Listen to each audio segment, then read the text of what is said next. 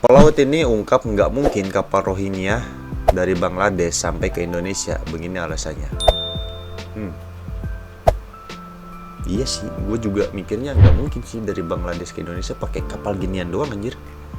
Ini sih gak, ya kapal kayu kayak gini sih mirip kapal nelayan anjir, kapal nelayan di daerah gue ini. Kalau nyari ikan kapalnya kayu kayak gini. Gak mungkin buat lintas samudra sih.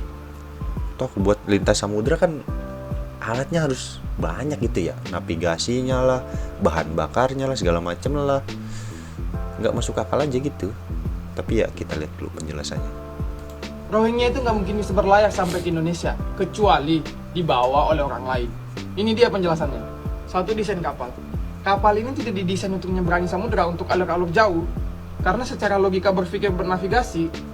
Sedangkan kapal buah yang besi nyeberangin laut Andaman sana dan Tuh anjir, ini kapal dia yang buat nyebrangin samudra, besi semua ini, gede lagi. Lihat ini, buset dah lautnya gini amat ya. Ini kalau beneran pakai kapal tadi nyebrangin laut kayak gini, tenggelam yakin gua mah.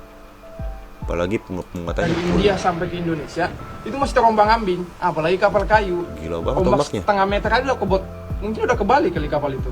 Yang kedua adalah rute kapal. Rute kapal mereka itu dari Myanmar sampai ke Indonesia. Itu adalah open sea, Samudra Hindia. Itu berasa loh, Buset, itu ombaknya gede banget. lumayan keras loh di situ. Kecuali kalian dari Kalimantan sampai ke Pulau Jawa, itu beda cerita. Itu pun kalau bisa selamat dengan kapal yang seperti itu. Yang ketiga adalah bahan bakar kapal. Ini gue jelasin ya, bahan bakar kapal itu nggak sedikit cuy. Apalagi perjalanan jauh seperti itu, berapa banyak bahan bakar yang dibutuhkan, seberapa kuat kapal itu menanggung beratnya, bukan berapa jumlahnya ya, tapi berat. Dan Rohingya itu nggak mungkin bisa berlayar sampai ke Indonesia.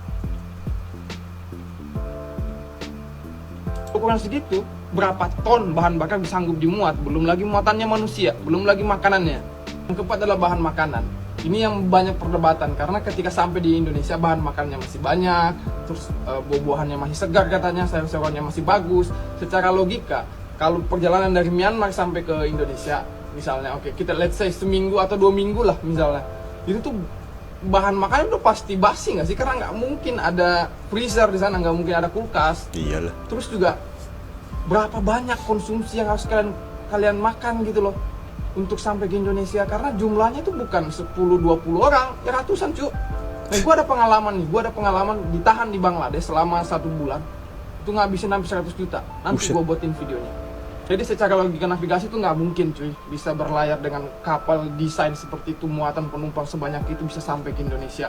Apalagi melihat si bahan bakar itu buatin Samudra Hindia itu, waduh, lumayan inilah. Sekali lagi ini pendapat gue, asumsi gue sebagai orang yang memang pekerjaannya sebagai navigator di kapal, yang bekerja di kapal. Jika ada kesalahan gue minta maaf.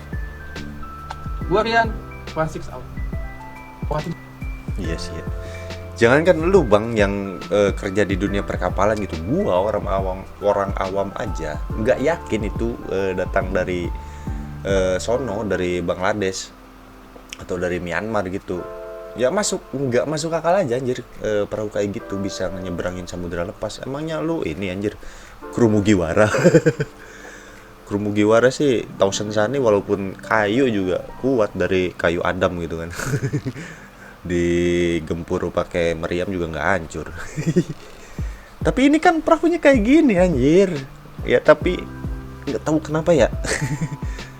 Aduh, percaya aja yang UNCH, ya itulah. Ya semoga permasalahan Rohingya ini cepat kelar lah anjir. Gua sering banget lihat beritanya yang aneh-aneh gitu kelakuannya. Dikasih makan kurang lah, ya gitulah, banyak lah.